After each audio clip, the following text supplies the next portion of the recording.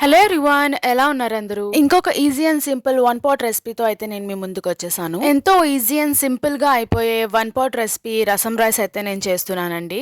ఈ రెసిపీ వచ్చేసి వెదర్ కాస్త చల్లగా ఉన్నప్పుడు లేదా మీకు కాస్త నలతగా ఉన్నప్పుడు ఈ రెసిపీ అయితే పర్ఫెక్ట్ గా ఉంటుంది అండ్ ఈజీగా డైజెస్ట్ అవుతుంది కూడా. చేయడం కూడా చాలా సింపుల్. సో ఇంకా ఏమాత్రం లేట్ చేయకుండా రెసిపీలోకి అయితే వెళ్ళిపోదామా? నేనైతే ఇది ప్రెషర్ కుక్కర్ లో చేస్తున్నానండి, ఎందుకంటే అది ఫాస్ట్ గా అయిపోతుందని. సో ఇక్కడ వచ్చేసి నేను 1 కప్ రైస్ తీసుకుని దాన్ని అయితే బాగా వాష్ చేసి ఇందులో 1/2 కప్పు కందిపప్పుని నానబెట్టుకుని వేసుకోవాలి. ఆ తర్వాత సన్నగా తరిగిన టొమాటో ముక్కల్ని అయితే వేసుకోవాలి.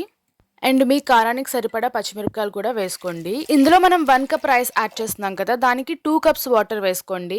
ఇప్పుడు ఇందులో మీ రుచికి సరిపడా ఉప్పు, కారం, పసుపు వేసి 2 టీ స్పూన్స్ రసం పౌడర్ అయితే ఖచ్చితంగా వేయండి. ఇది మీకు మార్కెట్ లో ఈజీగా దొరుకుతుంది, లేదా ఇంట్లో చేసుకున్నదైనా పర్వాలేదు. ఇప్పుడు ఇందులో కాస్త ఘాటు కోసం నల్ల మిరియాలు కూడా యాడ్ చేసుకుని కాస్త కొత్తిమీర కూడా వేసుకుని మీ దగ్గర ఉంటే కనుక సన్నగా తరిగిన క్యారెట్ వేసుకోండి, లేకపోతే మీరు స్టెప్ ని స్కిప్ చేయొచ్చు.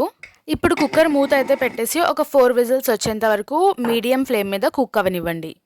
ఈ లోపు ఒక నిమ్మకాయ సైజ్ అంత చింతపండుని అయితే తీసుకుని వాటర్లో నానబెట్టి పెట్టుకోండి. దీన్ని మనం తర్వాత యూజ్ చేస్తాము. ఈ లోపు మనం తాలింపు దినుసులు రెడీ చేసుకుందాము. దాని గురించి కొన్ని నల్ల మిరియాలు, ఇంకా 1 టీ స్పూన్ వచ్చి జీలకర్ర, మీ దగ్గర వెల్లుల్లి రెబ్బలు కనుక పెద్ద ఉంటే ఒక 3 వేసుకోండి, లేదా చిన్నవైతే 5 వరకు వేసుకుని ఇలా కచ్చా పచ్చాగా దంచుకుని పక్కనైతే పెట్టుకోండి. ఈ లోపు మన రైస్ అయితే రెడీ అయిపోయింది, ఒకసారి చూద్దామా? నేను చెప్పినట్టు మనం చింతపండు రసం ఇంకా తాలింపు దినుసులు రెడీ చేసుకునే లోపు మన రైస్ అయితే రెడీ అయిపోతుంది అనమాట. దీని కన్సిస్టెన్సీ ఇలా ఉన్నా పర్వాలేదు, ఎందుకంటే మనం ఇప్పుడు ఇందులో మనం ముందుగా చేసి పెట్టుకున్న చింతపండు రసాన్ని కూడా యాడ్ చేస్తాం కదా.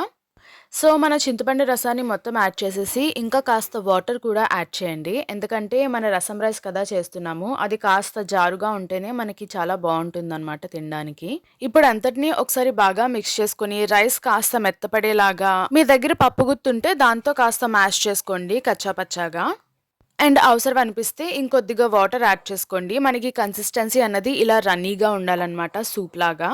ఎందుకంటే ఇది తర్వాత గట్టిపడిపోతుంది, మనం పప్పు వేసాం కదా ఇందులో. సో ఇప్పుడు తాలింపు కోసం ఒక కడాయి తీసుకుని అందులో ఒక 1/2 స్పూన్ వరకు ఘీ యాడ్ చేసుకుని అది హీట్ అయిన తర్వాత మనం ముందుగా కచ్చాపచ్చాగా చేసి పెట్టుకున్న జీలకర్ర వెల్లుల్లి మిశ్రమాన్ని కూడా ఇందులో వేసుకుని దాన్ని కాస్త చిటపటలాడేలాగా వేగనివ్వండి. ఆ తరువాత ఒక 1/2 టీ స్పూన్ జీలకర్ర, ఒక 1/2 టీ స్పూన్ మెంతులు, ఇంకా ఆవాలు కూడా వేసి మీ ఘాటుకు సరిపడా ఎండుమిరపకాయలను కూడా వేసుకోండి. మనం ఇందులో ఆల్రెడీ కారం పొడి ఇంకా పచ్చిమిరపకాయలు అయితే వేసాం కదా, సో ఈ ఎండుమిరపకాయలు అయితే చూసి వేసుకోండి.